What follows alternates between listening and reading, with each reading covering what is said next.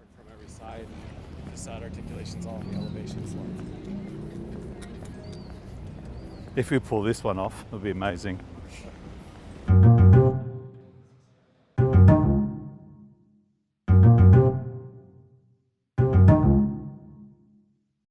Well, this is one of the proudest moments, I guess, of my career, is what the abilities of an interior designer to move through the ranks of an architectural organisation. I think the world is moving to an era now where experiences are fundamentally really important, and design plays a pivotal role in it. And the design, the point of the experience is an interior experience. It's how we feel, how we sense space. So I've been able to use that to influence architecture and to influence organisational culture. So what it means to me is the ability to really bring together interior design, architecture and urbanism, as well as organisational management, to create a new discipline or a new practice of architecture. So I think that's what I'm fundamentally trying to do as a new CEO, is to reinvent the typology of an architectural practice. Multidisciplinary is the fundamental philosophy. So we'll always talk with the extension of the closure of Market Street, and extension of long and short-term stationery. Yeah. That's the key thing. Never finish the vision. Yeah. Often there's a disconnect between management and creativity. So I'm kind of the bridge in between. I act as the bridge. So I'm not seeing myself as a traditional CEO managing from the top, but it's really managing both ends of the studios. And we have 12 studios, so it's quite a complex entity to manage.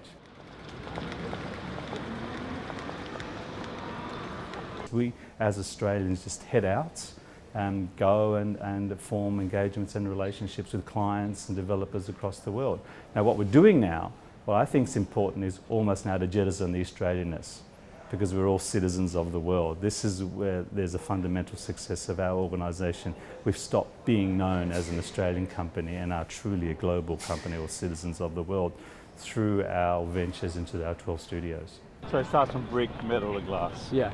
Is that right? But they've all got brick, but there's varying degrees. Exactly. And a lot of what I do today is around thinking about design, not necessarily the detailing of the design, but what do people want out of architecture and design? How do people want to relate to spaces, and what are the bigger issues that need to be addressed? Where people engage with architecture is in the interior dimension. They engage it in the section. The way they respond to space is not necessarily their relationship to the envelope, but their relationship to how they will use buildings.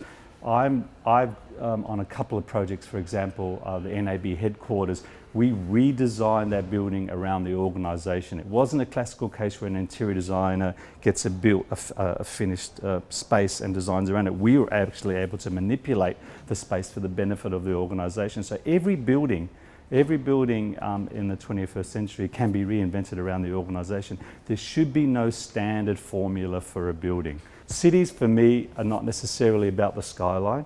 The power of cities is the ground plane and the interior, where we all coalesce. We all have to use the ground plane, and we all eventually find these special interior spaces that we as a design fraternity create, and have our ability to influence the quality of people's lives. This is like Proper Sydney. Yeah. It is Greg's vibe. My parents migrated from Greece in the early 50s, and like many of the new immigrants into Australia, it was a struggle. They didn't have language, they didn't have any money, there was no real fundamental benefits. Unfortunately, they had to return back to Greece, and I was left alone in Australia. And to get an education at that point there, I had to do some labouring, and I laboured on some building sites. I wasn't sure that I wanted to be an architect at that point, but I had studied hard enough through mathematics and physics and chemistry to get into South Australia University to do a chemical engineering course. And in the middle of an exam, midterm exam, I can remember this vividly, I thought, this isn't going to be my life. This isn't what I was destined to do. There was something about the process that I'd been through that I decided at that point to put pens down and take another career. And it's a valuable lesson there about my childhood history. Nothing was gifted to me, everything was difficult, and I knew at that point I could do what I wanted to do, so I made that decision to go to design. Unfortunately, I didn't have enough scores through the high school scoring system, so I had to enter interior design. I always thought that was a pathway. I never really felt that it was going to be my final career. But when I got into the course at South Australian Institute of Technology, I met some great tutors at the time that really steered me in my current career direction, and they've always become invaluable mentors for me.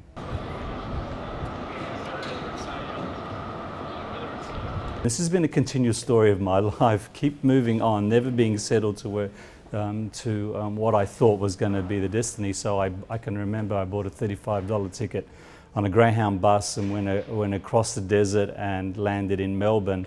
And within 2 hours, I sat for 2 interviews and had 2 job applications, and that was the turning point. Interestingly enough, I'm still doing that. I still get on it now. I don't get on a Greyhound bus. I get on a jumbo jet and fly to Moscow and talk to Soviets about how we change Red Square.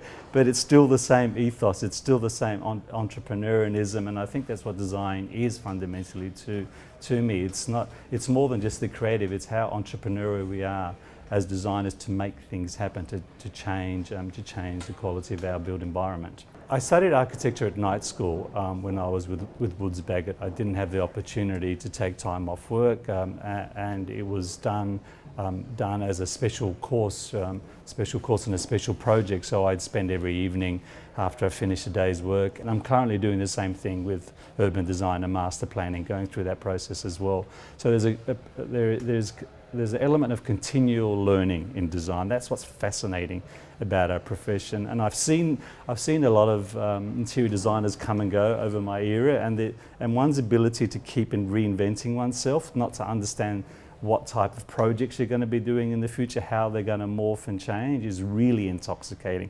You almost never want to stop doing it. And many people ask me, do I have a hobby? And I look at them perplexed and I go, hobby? Are you kidding me? It's called life and the journey of design. It's totally immersive. Interior design is where I thought I needed to do to get to somewhere else, but ironically it's where I've ended back. To inform the greater portfolio of work, and to also inform my role as CEO organisationally.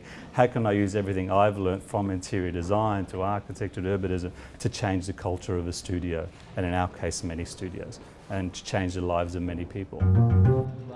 Thanks a lot.